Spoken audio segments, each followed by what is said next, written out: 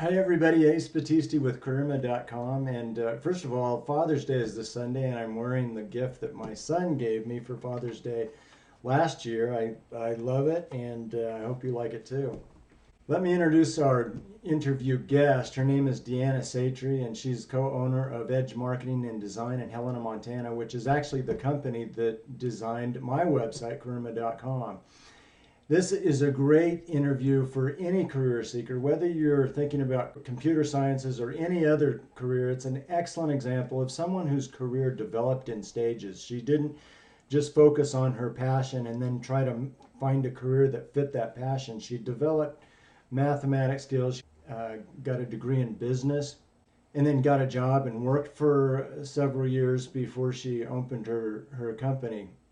But as you'll see, Deanna's career developed in stages, and it's also an excellent example of how she took her skills and her strengths and her life values and then implemented them into a career that she loves. And that's really what we're all about at Karima.com. Our general course, which is on sale at Karima.com, teaches, first of all, what well-being is and why we use well-being rather than happiness, and how you can implement your skills and your strengths and your life values into a career that you will love as much as Deanna loves hers. So let's just get right to the interview. I think you'll really like it. And here we go, Deanna Satre. Deanna, thanks for joining us on the call. I appreciate it. No problem. You are a web developer, is that correct? Yes. Tell us about that. Tell us about the training. Tell us about a little bit about your background and how that fit into what you do. Tell us your story. Okay. So I originally started to go to school to be a teacher, a math teacher. Oh, wow.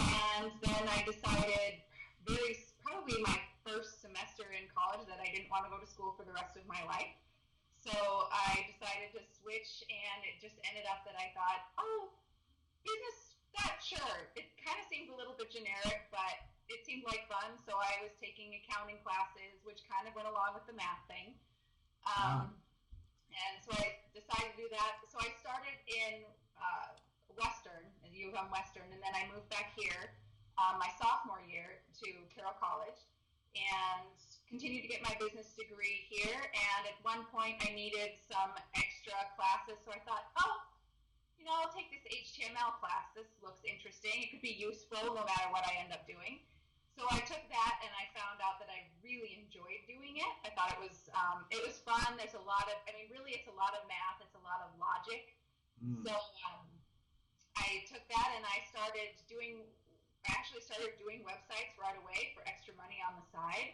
It was something it was a skill that I gained and immediately be able to put into practice, which was cool. Looking back, it's a little embarrassing to look at the stuff that I did, but I was learning. So I did that. I did an independent study in Flash. I decided that, maybe I need to go for a computer science degree, or a computer science minor. So I took C++. I took 2 semesters of that. It was difficult for me, and I ended up, which is awful, I ended up actually dropping that computer science minor, which, looking back, was probably the dumbest thing I could have possibly done. Because when I started to actually learn PHP and teach myself PHP, all of the logic that goes along with PHP is pretty much the exact same thing as C++ was. But my brain wasn't ready. When you're programming, you have to get into a certain mindset when you sit down to code something. You have to break everything up into little tiny pieces. And until I could figure out where my brain needed to be to program, it was almost impossible to do so. Now, when I program, I get my brain right into where it needs to be, and I can start coding. And if I code all day long, I actually have a hard time transferring out of that, and I kind of turn into a little bit of a vegetable. But it's fun to get in that zone. It took me a while to find where that was, and had I been able to find that right away while I was taking those C++ classes, I probably would have been awesome in all of them, but my brain wasn't ready. And so I ended up graduating from Carroll with a bachelor's degree in business management. I just had the website stuff on the side. I started working at the independent record just at the front desk, just as kind of an entry-level thing. I was hoping to get into, either like the graphic design department or the web department or something like that. And I ended up working in the front desk is part of the accounting department. So I was working in the accounting department probably only about 6 months. And then and then the web developer at the time, said, okay, let's start doing half time. And I started to learn how to code. And he basically gave me a project and said, this is what I needed to do. Here's a project I've been working on. You can go in there, all of the stuff that you need to know, all of the functions, everything you need to know are all in my code, so you can just figure it out. And I went in there and I figured it out, and then all of a sudden I kind of got the hang of, wait a minute, what I was doing, and I found that part in my brain. I found that zone that I needed to be in to have all that stuff make sense. And as soon as I found that place, which really didn't take that long, but then all of a sudden, all of those C++ classes that I had taken and all of those hours of frustration, all of a sudden I understood all of it. And it really just had to do with having a practical application, I think. It wasn't, one of the first things that they'll make you do in a programming class is you have to write a script that inputs a star and then a hard return and then 2 stars and then a hard return and then 3 stars and then a hard return, and it does it for, 20 lines. It's a really simple thing, but it's absolutely useless. And so it was a hard thing for me to try to figure out how to do. But as soon as I tried to do something where there was a more practical application, that I wasn't just doing something for the sake of doing it, then all of a sudden, that's when it really clicked. And then from there, I just learned myself. And I think with programming, as with a lot of technology fields, what you need is a foundation. What you need is to know something, and C++ gave me that foundation. It's basically the same thing. It's all if-then statements and while statements and for each. It's all those condition kind of statements, and then you just put them together in a different order to accomplish what you're trying to do. And C++ is exactly the same way. It's just a different syntax. So once I figured that out, I had that. I mean, those 2 C++ classes gave me that foundation. Ultimately, I don't think it matters what program you learn, or what programming language that you learn. They apply across the board to all of them in one format or another. You just have to learn the different syntaxes. You mentioned an interesting thing. You talked about being in the zone a couple of times, and I talk about that quite a bit in my course and in my book, and the general course for career seekers particularly, and how it's an important element to have a satisfying career and to have well-being in the end. And you are able to find that in your career, which is one of the reasons I think you love what you do so much. Just clarify something for me. When I was thinking about interviewing you, I was thinking, well, she maybe has a background in math. Maybe that she was really good in math. And then I thought, well, no, for coding, maybe she just is really good with languages. And it turns out you have more of a mathematics background, it sounds like. Can you talk about that? Does math lend itself to coding more than you think languages would? Yeah, because math in terms of like algebra, in terms of logic and that sort of thing, I think definitely lends itself more towards languages. I mean, it is a language, but it's more so than a language. It's a series of instructions, and you just have to be able to understand that series of instructions. So it's not like learning Spanish or something like that.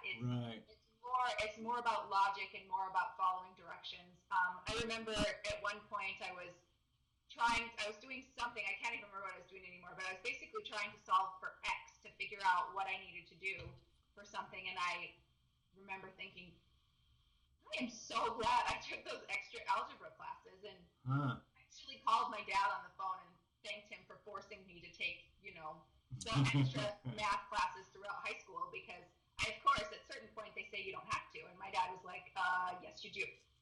And he made me. And I ended up using it. I use a lot of geometry and a lot of algebra. And it's funny when you talk to kids that are doing their math class and they're thinking, oh, how is this ever going to apply to me, when you're like, just, okay, divide this into this or solve for X or whatever. But when you can apply it to a scenario, it's a little easier. And of course, I hated story problems. And I found that the things I hated most in school are the things I use the most today, which is really funny. Oh, wow, that is funny. What are some of those things? um, Really, it's story problems.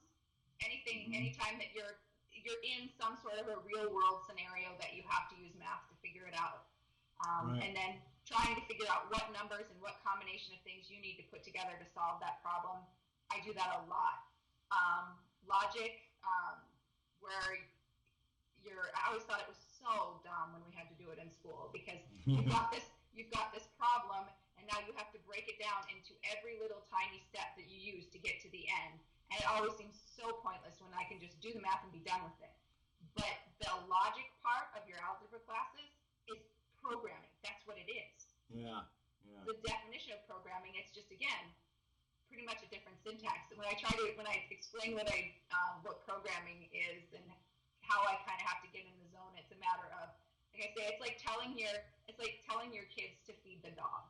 You can't say, go feed the dog, because if you do that, then they're not going to get watered, and Yeah, yeah. the cup's going to be left out on the counter or whatever. It's go, go to the grab the cup, go to the dog food bowl, scoop Yeah. out one scoop of dog food, put it in the bowl, put the scoop back. Right. And you have to break it down into so many little tiny pieces. And so the algebra logic part where you're doing that, and like I said, I really thought it was dumb, but that's programming. Yeah, yeah. Well, let's shift gears a little bit. You have a degree in business management, you have a background in math, and you know all about coding, so you're just out of school. And I guess at some point you went to work for a large business in town, in Helena. And tell us, and then eventually you became an entrepreneur. You opened your own business.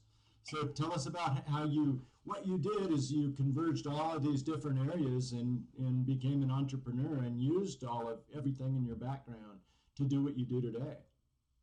So I did. I started right after I graduated. I started at the local newspaper, which is part of Lee Enterprises, a big corporation. Hmm.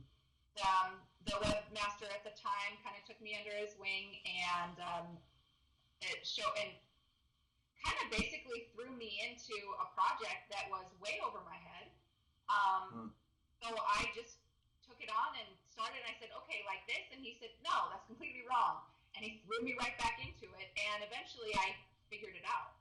And I'm thankful for that. And not saying he threw me into it and wasn't there. Like, he helped me through it, helped me with questions, guided me through the process, and I was able to um, get that foundation that I needed in PHP, which is a lot of what I do, now.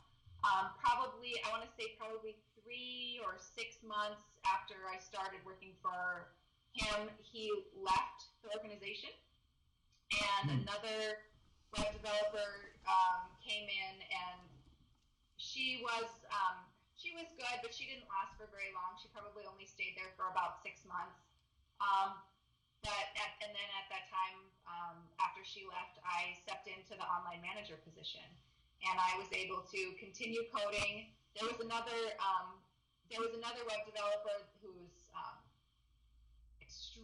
extremely smart. In fact, I still use him as my go-to guy when I need help. No matter what level you are in programming, you always have that person that you go to, and you're just like, I need somebody else to look at this because I'm missing something, or every one of us has that person, and he's still that person to me today. So Hmm. um, I I worked with him a lot and just coded internal processes. I redesigned the website a few times. I also did the online banner ad management, which kind of played into the business management part of that. I Hmm. had to present to a lot of clients. I had to present to sales reps often, do a lot of training. So I kind of got good at speaking. And I end up having to do that a lot now because I do classes and things for Facebook and online management. People have me come give like hour and a half lunch and learns. So I do that. So that kind of got me into that end of things. And then um, I had my I had my first little boy and went on maternity leave, and while I was gone, they had a corporate-wide initiative to pull all of the websites in to the corporate level out of Davenport, Iowa. And so when I got back, it wasn't really the same, and I didn't really have the same control over the website that I used to, which was kind of a bummer. I still was coding some internal processes and that sort of thing, but it just wasn't the same. And so I ended up getting with one of the sales reps and one of the graphic designers, and we started Edge Marketing. We really saw a need in the market for quality, not quantity. There's not a whole lot of there's really only one other advertising agency in Helena, and they really kind of focus more on political. So there wasn't really any place for these businesses to go. So what they ended up doing was using the newspaper to design logos and campaigns, which is a terrible idea because, of course, then you're going to be in one media. And they're, of course, they're just, oh, you should just get our stuff. And their graphic design team was so much about quantity and cranking this stuff out. They weren't getting the time and attention that they needed to have a good quality campaign. So we saw the need in the market, and we just branched out on our own, and we've been in business now for 6 years, and we love every minute of it. Lori and I say we have to pinch each other every day. Dream. Yeah, that's great. Fantastic, and I have gone past a little bit. I've kind of gone past the web development a little bit. I'm actually working on coding a site right now, which has been really fun because I don't get to do it as often as I used to, because I do focus a lot on I do a lot of marketing and media budgets, and then developing campaigns. So I do get to be creative at the same time, thinking of campaign ideas, effective ways of delivering messages, and that kind of thing. So I do a lot of that with clients. And then I also do all of the bookkeeping for the business as well. Oh. Kind of become where when I get to code a website, it's kind of a treat. And that happens a lot with when you run your own business. You end up not doing the thing that you set out that made you do that in the first place. But right. Okay, because I mean, I do have a business management degree. It's not that I don't enjoy it. I love running my own company. I love doing all of the numbers and bookkeeping and client meetings and all of that stuff. It all plays into what I set out to do in the first place. So there's never a dull moment, that's for sure. I'm always doing something different. I'll bet. That sounds great. Well, it certainly sounds like you use everything in your background to do what you do now. There's a little bit of business management. There's still some coding, accounting, and you're an entrepreneur now. And you put all those things together to become an entrepreneur. And I think too, as a business owner, you have to wear a lot of hats. But on the other hand, too, you have to recognize the things that you're good at and the things that you're not good at. I think part of the reason that Lori and Dustin and I have been so successful at this business, and Dustin's the third partner, he just actually joined us this month, but I think the reason we have been so successful is that we do recognize when we're not good at something, and we make sure that we hire somebody who is the best at that. So while we're only 5 people in our company, soon to be 6 because we're going to hire another graphic designer, but I think our team is probably closer to a dozen people because we have a photographer that we use all the time. We have an advanced programmer who we use very often. He's practically on staff because we have a retainer with him. We have writers. We have all of these people that when we sit back and say, you know what, we don't do that best. So we go out and find the people that do that best. So we don't have to say, we have to do everything. And I think that's some place that a lot of business owners don't do. They say, oh, I could save money by doing it myself. But they're not doing any services to their clients by doing that because they're half-assing it and trying to save a buck for them, for their clients, for whoever. And they're not, So and the other thing, too, is it probably takes them longer. Right, yeah. Time is money. Well, that's great. What would you say to the person considering becoming a web designer or web developer?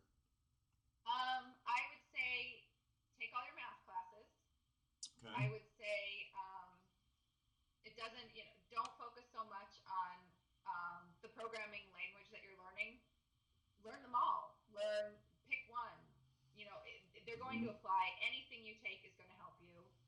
Um, the hours are great.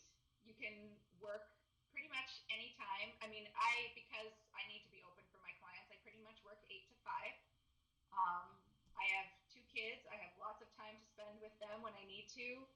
Um, because my job isn't so much, since it's not a service. Well, it's not a like a retail based thing where you have to be here and be open. I can take off the afternoon if I feel like it and go to my son's Christmas program or whatever. So there's a lot of flexibility in what I do. If I get a wild hair or crazy idea, I can get on my computer and work on it in the middle of the night when I just thought of it. So there's so much flexibility in the job, which is fantastic. So I guess, yeah. Yeah, you're really just a great example of the kind of person that we talk about in my general course, who has these things that they enjoy. They do something they're good at, they use their strengths, they're able to apply their values, the job fits their lifestyle, and they're able to get in that zone. And those are all the elements that are required to end up with well-being and job satisfaction. So you seem to have all those. So congratulations on finding all of them and putting everything together and finding such a great job that brings you so much. I'm sure it sounds like it's really rewarding. Yeah, I love coming to work every day. It's great. Yeah, well, great. Well, that's great information. I learned a lot, and I'm sure our listeners have. So thanks so much, Deanna. We really appreciate it.